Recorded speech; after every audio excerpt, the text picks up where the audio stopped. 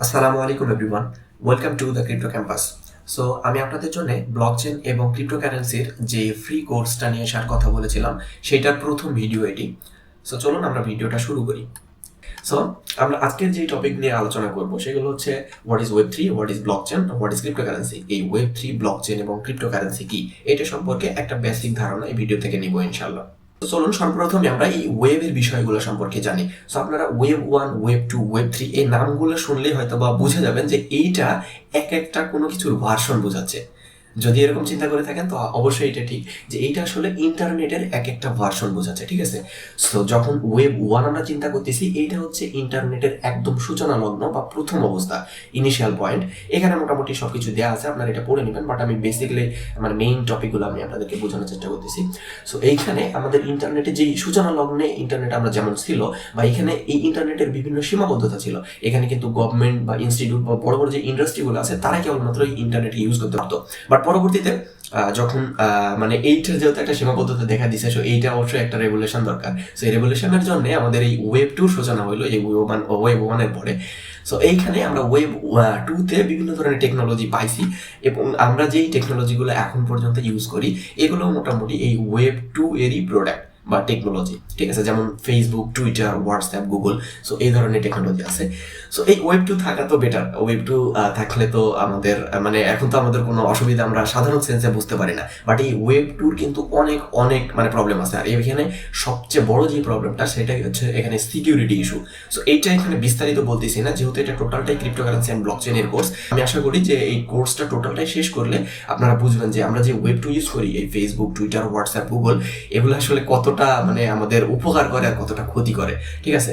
দেন এই ওয়েব টুর পরে আমাদের ইন্টারনেটের যে নতুন একটা ভার্সন আসতে চলেছে, এবং অলরেডি অনেক বিষয়গুলো বা অনেক টেকনোলজি অলরেডি চলে আসছে, সেইটাই হচ্ছে ওয়েব থ্রি, ঠিক আছে।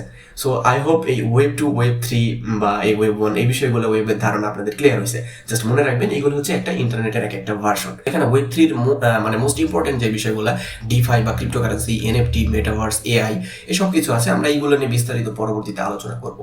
সো এইগুলো জাস্ট আপনাদের একটা বেসিক ধারণা এখানে দিলাম। দেন আমরা পরবর্তীতে দেখি। সো এখানে আমরা পরবর্তীতে ব্লকচেন জিনিসটা সম্পর্কে জানবো, এই টেকনোলজি সম্পর্কে। সো এই ব্লকচেন টেকনোলজি এটা কিন্তু অনেক বড় একটা টেকনোলজি। এই জিনিসটা বুঝতে গেলে আমাদেরকে দুইটা জিনিস সম্পর্কে সর্বপ্রথমে বুঝতে হবে। প্রথম হচ্ছে সেন্ট্রালাইজড এবং ডিসেন্ট্রালাইজড, এই দুই সিস্টেম সম্পর্কে। সো চলুন এইটা সম্পর্কে আমরা একটু ধারণা নিই। সো প্রথমে আমরা সেন্ট্রালাইজ সিস্টেম যদি সম্পর্কে ধারণা নিই, সেন্ট্রালাইজ কথাটা থেকেই বোঝা যাচ্ছে যে এইখানে একটা সেন্ট্রাল অথরিটি থাকবে, যে সেন্ট্রাল অথরিটি সব কিছুকে কন্ট্রোল করবে। আর আমরা যেহেতু এটা ইন্টারনেট নিয়ে চিন্তা করতেছি, তাহলে ইন্টারনেটের ক্ষেত্রে যে সেন্ট্রালাইজ টেকনোলজি আছে, এখানে আমি নাম দিয়ে দিয়েছি যেমন ফেসবুক, টুইটার বা গুগল বা লিঙ্কডইন, এগুলো কিন্তু ওয়েব টুর যতগুলো প্রোডাক্ট আছে বা এই টেকনোলজিগুলো আছে, এগুলো কিন্তু সেন্ট্রালাইজ প্রোডাক্ট। মানে কি, এর মানে হচ্ছে এদের একটা নিজস্ব কোম্পানি আছে বা এদের নিজস্ব একটা মানে ব্র্যান্ড আছে, যে ব্র্যান্ড থাকা মানে দ্বারা এই টোটাল জিনিসগুলো বা এই টেকনোলজিগুলো কন্ট্রোল হয়। এইটার অনেক অসুবিধা এবং সুবিধা আছে। এখানে একটা উল্লেখযোগ্য অসুবিধা আমি এখানে আপনাদেরকে দেখাইছি, সেটা হলো এরা কিন্তু আমাদের যে অ্যাক্টিভিটি, এই অ্যাক্টিভিটিটা ট্র্যাক করে।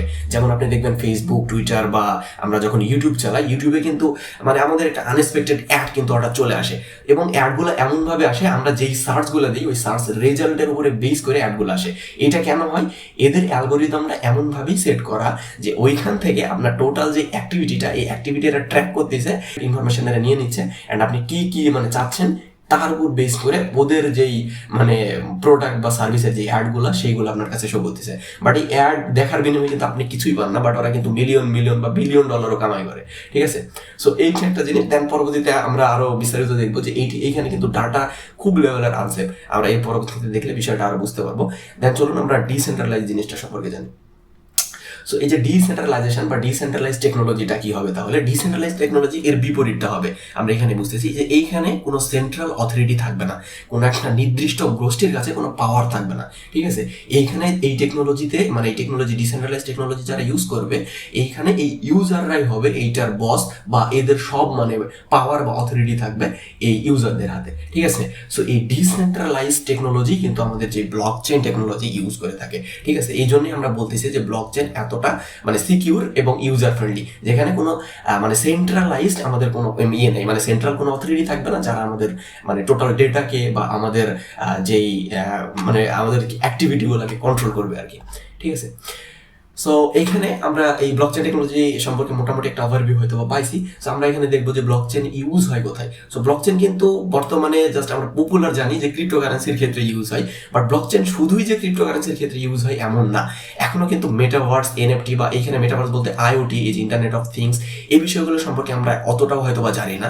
এগুলো হচ্ছে ফিউচার টেকনোলজি, ঠিক আছে। আমরা বর্তমানে যে টেকনোলজিগুলো দিচ্ছি এইগুলো কিন্তু একটা টেকনোলজির রেভলিউশন।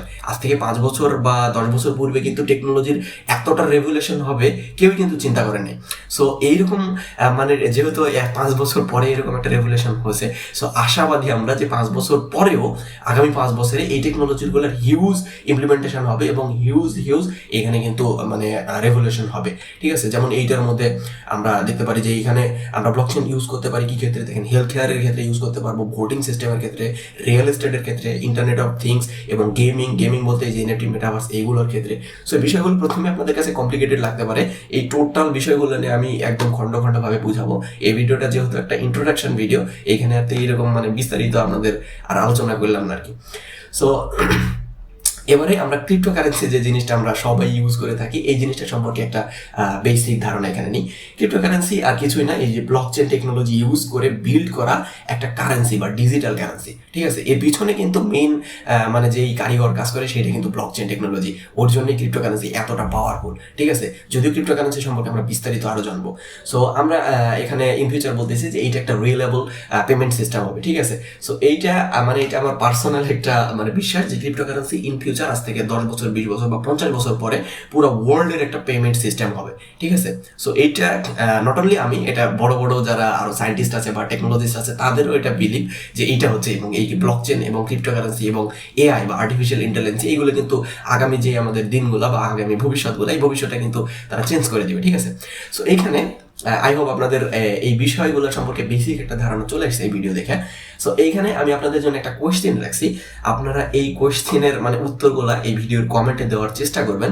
আর এইখানে যারা কমেন্ট করবেন, কমেন্টের উপরে বেস করে কয়েকজনকে আমি এখানে সিলেক্ট করব যাদের কমেন্টগুলো খুব মানে যাদের অ্যান্সারটা খুব কাছাকাছি থাকবে, খুব রিলেভেন্ট হবে বা মানে একদম যদি অ্যাকুরেট হয়, তাদের উপর কয়েকজনকে সিলেক্ট করে আমি কিন্তু তাদেরকে একটা গিফট দেবো। সো এখানে প্রশ্নটা কি, যে আপনার পকেটে যে টাকাটা আছে বা টাকাটা আমরা ইউজ করি, সেই টাকাটা কি আসলেই আপনার বা এই টাকাটার মালিক কি আসলেই আপনি? এটা সম্পর্কে একটা মানে ডিপ অ্যানালাইসিস আপনারা করবেন। করার পরে আপনারা যেই মানে উত্তরটা পাবেন, সো সেই উত্তরটা আপনারা এই ভিডিওর কমেন্টে দেওয়ার চেষ্টা করবেন। আর অবশ্যই এই কাজটা করবেন, তাহলে আপনারা মানে আসলে এই ক্রিপ্টোকারেন্সি জিনিসটা কেন ইম্পর্টেন্ট, এর ইম্পর্টেন্সিটা আই হোপ খুব ভালোভাবে আরো বুঝতে পারবেন, ঠিক আছে। সো যদিও এর পরের ভিডিওতে আমি আরো বিস্তারিত আলোচনা করবো, সো আপনাদের জন্য এই টাস্কটা থাকবে, আপনারা অবশ্যই এটা করার চেষ্টা করবেন ইনশাল্লাহ। সো এইখানে দ্যাটস ইট। এই ভিডিওতে আর বিস্তারিত কিছু আলোচনা করতেছি না। সো আশা করি আপনারা এই ভিডিওটা মানে একটু যে বুঝতে পারছেন। অ্যান্ড এই ভিডিওটা যেহেতু প্রথম ভিডিও বানাইলাম, একটু দ্রুত ভিডিও বানাইতেছি, এই জন্যে হয়তো বা কথার একটু জড়তা থাকতে পারে।